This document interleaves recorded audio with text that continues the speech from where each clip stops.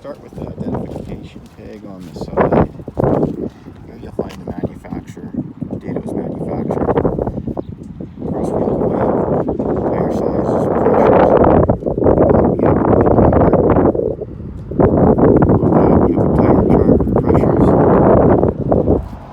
Up front behind your propane tanks is your battery. These aren't maintenance-free batteries. You may have to add water to them at some point. If you're not going to be using your unit for a while, I would disconnect it. There's a bit of a power drain from certain things inside. And for winter storage, I would put it somewhere warm. Your spare tire is mounted underneath. You have to take those bolts off, or those nuts off, and drop it down. You have two 30-pound propane tanks. There's a selector in the middle. There's an arrow with supply. It points to which tank is going to be supplying. You have a manual tongue jack. Your brake weight here. One thing to note with them, if the key gets pulled out with your battery hooked up, it does activate your brakes.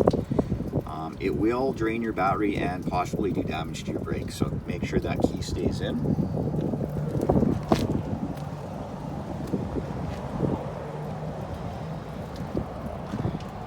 Front compartment, you have a spray hose, your short cord, and on the other side you have some cranks and awning rod. There's a light on this side. Stabilizer jacks in all four corners. One thing to remember, these aren't meant for leveling, they're meant for stabilizing. So if you want to stabilize you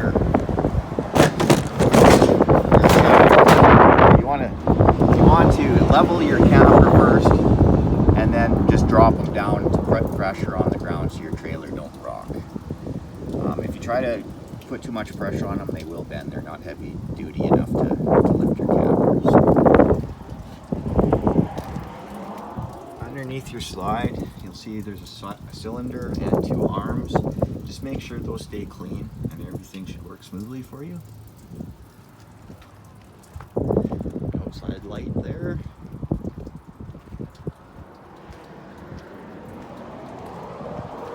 Behind your slide, you have your black tank flush.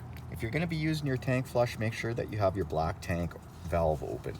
It'll just fill your tank up and you'll end up with a big mess if you forget to do that. So if you're using your flush, make sure your black tank valve is open. City water connection. If you're at a campsite that has water supplied right there, you can just run your garden hose directly into there and you're good to go. You have a phone line and a coax cable. This is an input. These are inputs, so if you want to run cable TV or satellite, that's where you plug it into. Your outside, this is where your blue hose hooks up. It's a quick connect, and you have hot and cold here. Another coax cable input. So this would probably be for your satellite TV, this one here. Underneath is your sewer dump.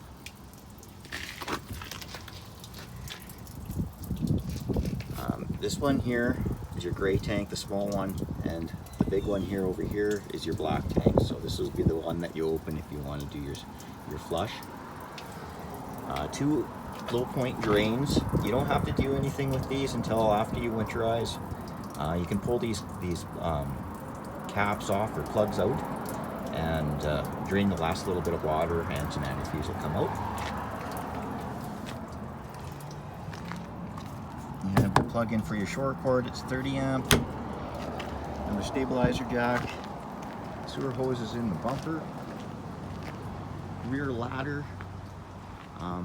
I do recommend inspecting your roof once in a while, especially if you were in a storm, heavy wind. Just make sure that you don't have any crack vents or crack covers, and just in general to look for crack sealant and just anything that might have went wrong, hit a tree or a tree limb and ripped your rubber roof.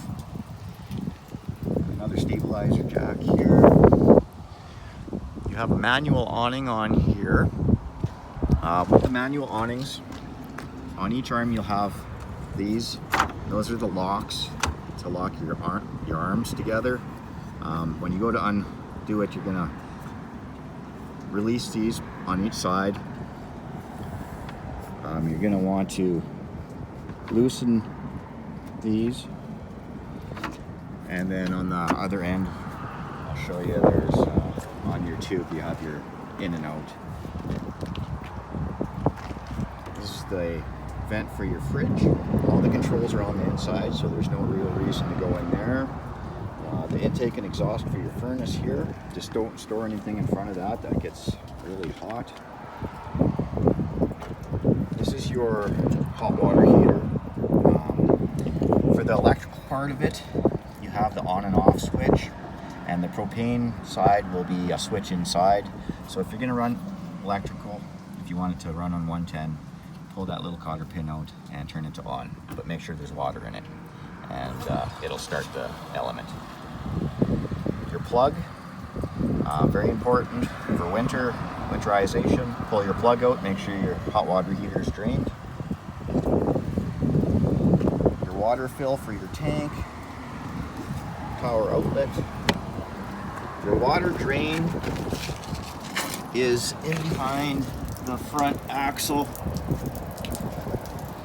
right there.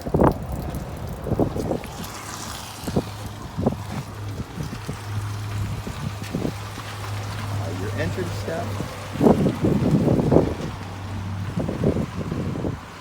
have a light there.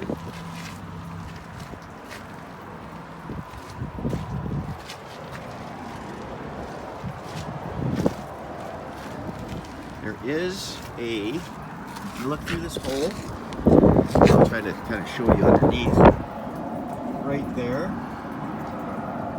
If you ever have problems, if you run out of power, and you can manually bring your slide in, and there's a crank in the front there, and I'll show you that. So you just kind of put your crank through the hole there, and you can manually crank your slide in.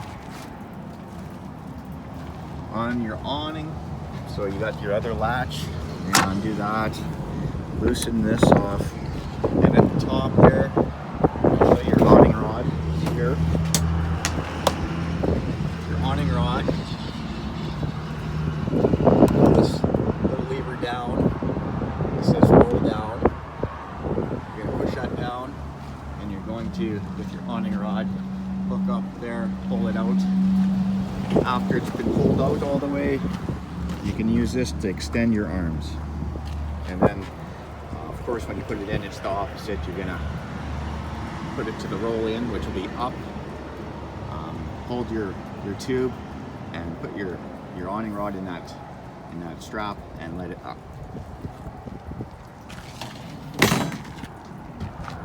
Another stabilizer jack there. This is the crank for your awning, or for your slide, I mean, if you ever need to manually crank it. And this is the crank for your stabilizer jacks. So I think that is it. We'll head inside.